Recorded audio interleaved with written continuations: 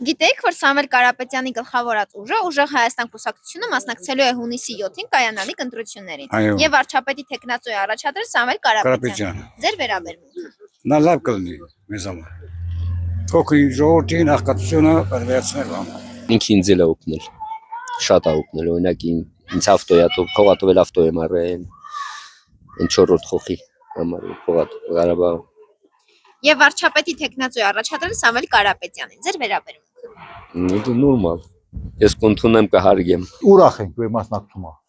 Ինքը լավ է, ինքը շատ բարեգործություն անում է, ուզում եք ինքն հələ մեծ ազատվի կա բարերար մարդ է, մեկ ոչ մի բան տեսա չի։ Ողջունում եմ բոլորի քաղաքական մոտեցումը մեր պետականության զարգացման մեջ։ Ամեն դեպքում ուրախ եմ։ Թող Սամվելն է գա, թող